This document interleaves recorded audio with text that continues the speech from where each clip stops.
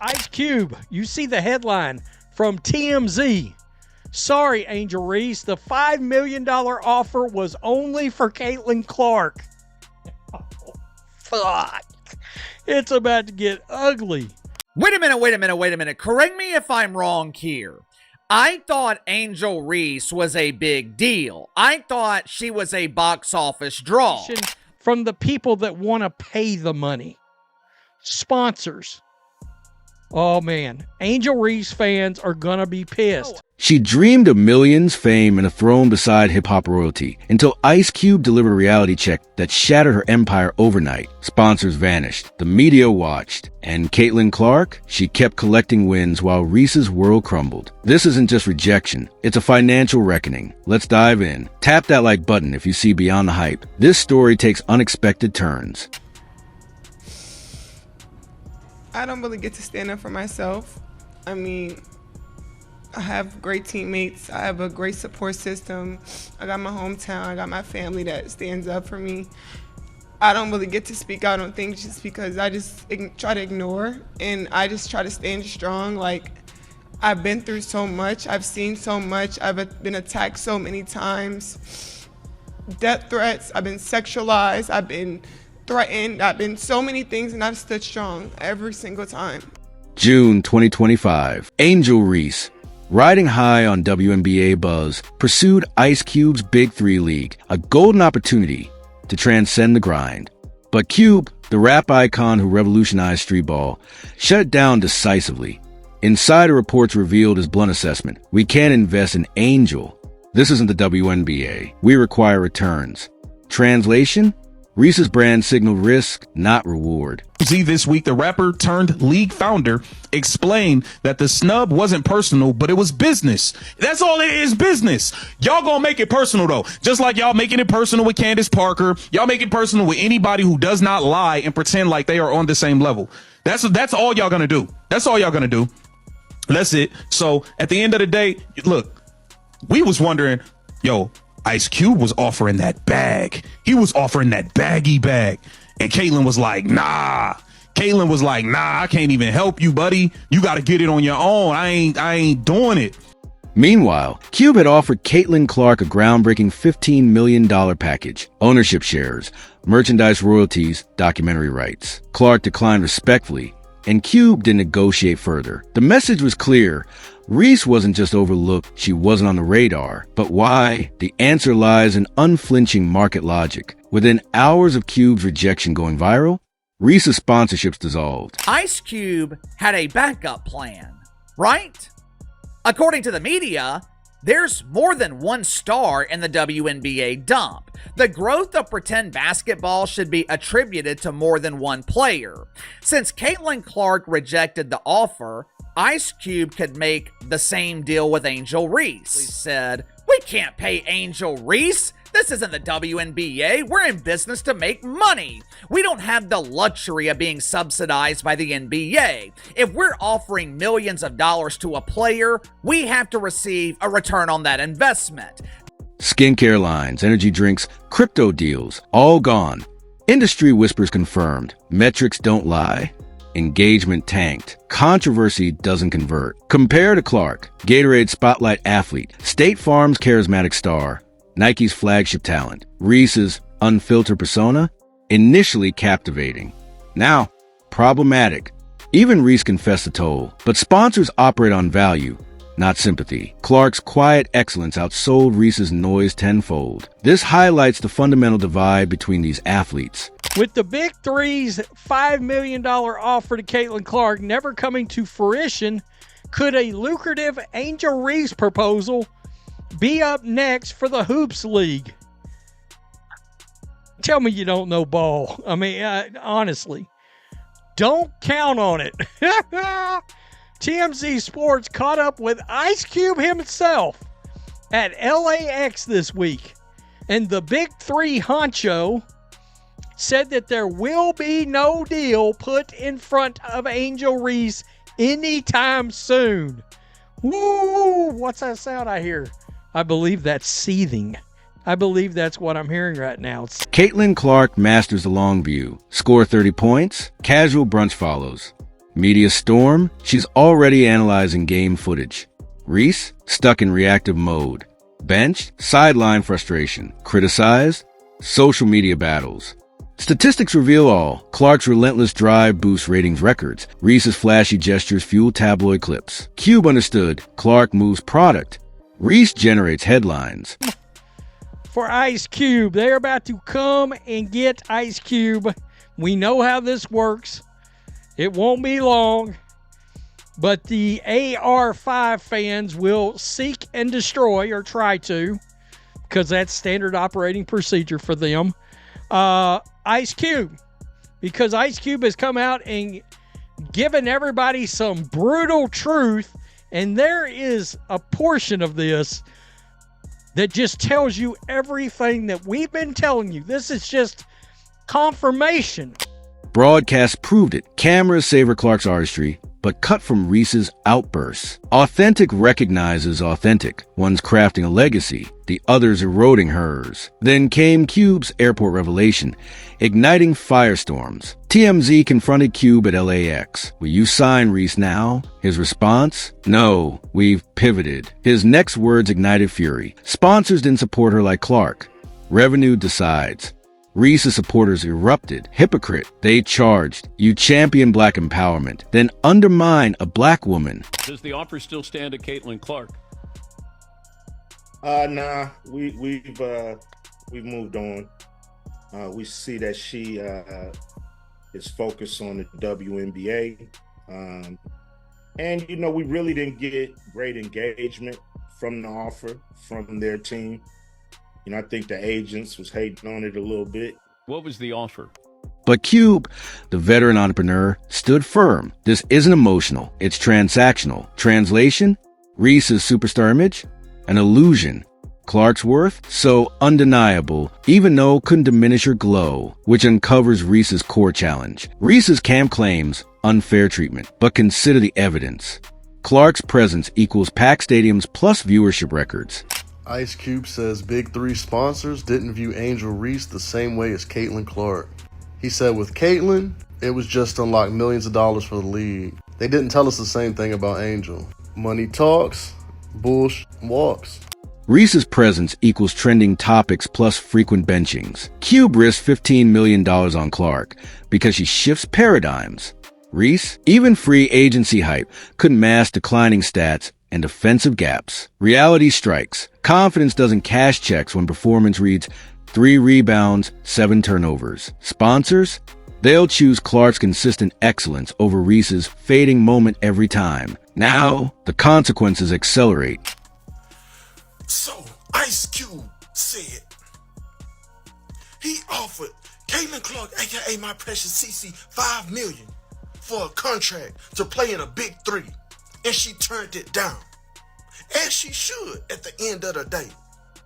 She want to play in the WNBA, and I respect it. But what I respect more is Ice Cube told y'all, and he famous, and we the same color. Y'all think he hating when he say Angel Reese wasn't good enough? And the sponsorship wasn't feeling it at the end of the day. They wanted Caitlin, aka my precious CC.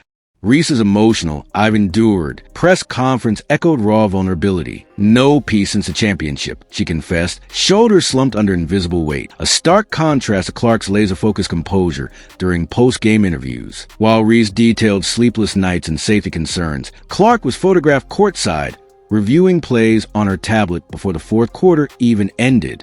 Their diverging paths crystallized in real time. One athlete drowning in noise, the other mastering the silence. Reese's search for solutions plays out publicly. Social media reveals late-night gym sessions, motivational quotes, and meetings with image consultants, all broadcasting effort over results. Clark's process? Invisible. Came up with a brilliant plan to grow his league. He offered Caitlin Clark $15 million to join the Big Three. She would receive $10 million in salary over 2 years. He offered Caitlin Clark ownership stake, which would potentially be worth millions of dollars. He also gave her 50% of the merchandising revenue, along with ownership in a Big Three documentary that came with a 7-figure advance. The deal was worth $15 million, but it could have been worth significantly more. Nike's EO recently marveled at her routine. She signs contracts during halftime, then drops 20 points in the third quarter. The machine never stops. This isn't luck, it's logistical warfare. Reese chases visibility. Clark commands infrastructure. Sponsor psychology explains the chasm. Marketing executives privately note Reese's impulse-driven appeal, valuable for viral moments but disastrous for long campaigns. When she mocked rivals or stormed off courts, engagement spiked, then nosedived.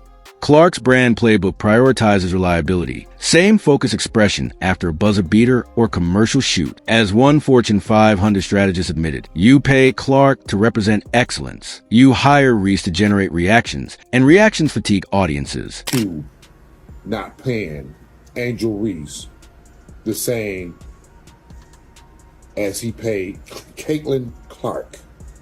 Be hard to say her name sometime. Caitlin Clark. Well, come to find out, he's saying he couldn't pay Angel Reese $5 million because the sponsors feel that the marketability will be different. The resilience gap proves most telling. Reese frames endurance as surviving online hatred, a valid struggle, but one that traps her in victimhood. Clark treats adversity as data. Olympic team snub, added 200 daily jump shots, early season losses, developed telepathic passing with rookies. When asked about criticism, Clark's answer stays mechanical. Pressure redirects my energy downward through my feet. Better balance for threes. Reese internalizes. Clark operationalizes. Ice Cube's rejection exposed Reese's isolation. Without lead protection or sponsor armor, she's exposed to market realities. Clark's no to Cube wasn't just loyalty, it was leverage. She declined knowing NBA franchises were already courting her for cross-promotions. Reese, however, had no backup plan when sponsors fled. Her team's leaked emails showed desperation. Will accept local car dealership deals. Clark? Rumored to launch a production company with ESPN. The cruelest twist? Reese's seeming now bravado now reads as foreshadowing. Every taunt, every defiant stare into cameras. It demanded attention but offered no legacy architecture. Cube's verdict forced a reckoning. Who watches when the spectacle fades? Clark built cathedrals while Reese erected billboards. One withstands storms.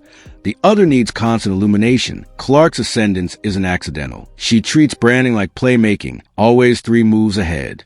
While Reese collaborates with hypebeast streetwear labels, Clark partners with Silicon Valley startups developing AI training tools. When Reese's cryptocurrency endorsement collapsed amid scandal, Clark quietly invested in women's sports pension tech. Their difference crystallizes. One monetizes a persona, the other builds ecosystems. The lesson echoes beyond sports. Resilience isn't clapping back, it's out-evolving your detractors.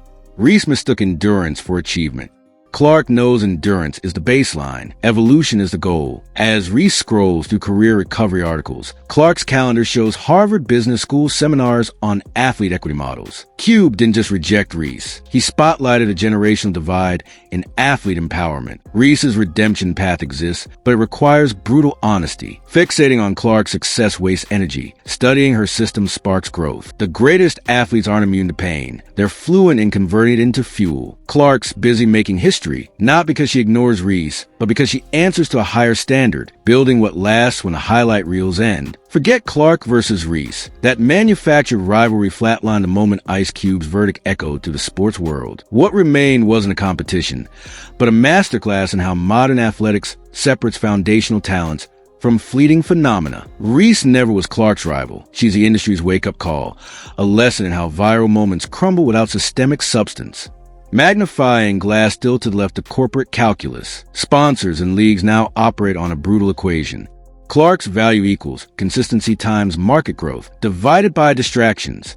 Reese's value equals engagement spikes times controversy tax, instability. Executives privately note Clark's solar power effect, sustained energy fueling entire ecosystems. Reese? A firework, spectacular burst followed by costly cleanup. When Clark entered the WNBA, franchise valuation spiked 22%. When Reese trended for sideline confrontations, legal teams drafted crisis memos. Brain psychology of impact. Clark operates like a surgeon, precise, prepared, and detached from noise. Her post-game interviews dissect plays, not narratives. Reese mirrors a reality star, leveraging emotion for relevance. Neuroscience studies reveal why Clark's calm resonates. Viewers' brain activity shows sustained focus during her games, while Reese's moments trigger short-lived amygdala spikes, emotional arousal, followed by mental checkout. Building construction, architect versus tenant. Clark builds institutions. Her partnership with Nike isn't footwear. It's a $180 million initiative revolutionizing girls' sports infrastructure. Reese leases spotlight.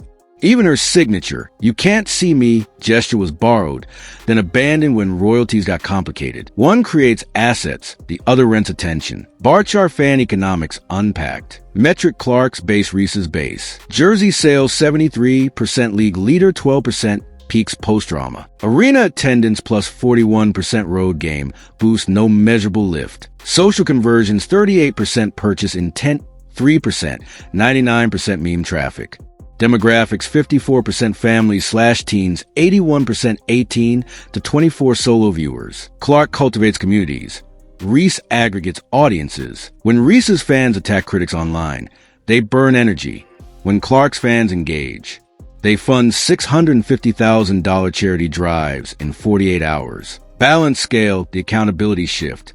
Reese's camp cries double standard when benched, but coaches whisper the truth. Clark's off-ball movement creates 14 scoring chances per game, even without touches. Reese's isolation plays yield 1.3 points per possession while draining shot clocks. Accountability isn't punitive, it's mathematical. Briefcase endorsement anatomy. Clark's deals include performance bonuses, earns more for wins and signatures.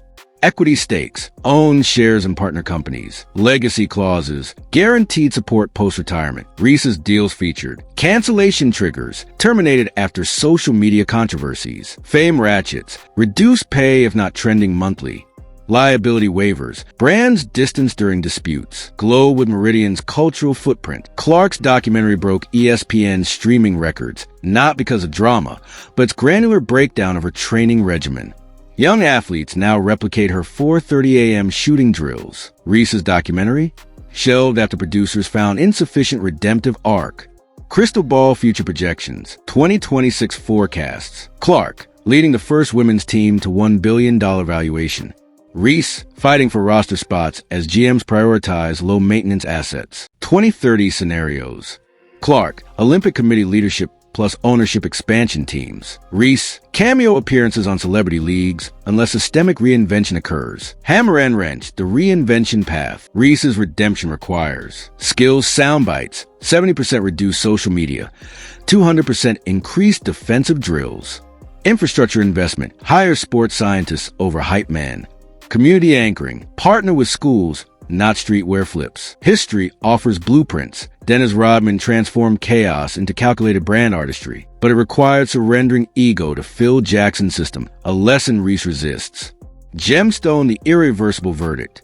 When franchises build around Clark, they secure decade-long relevance.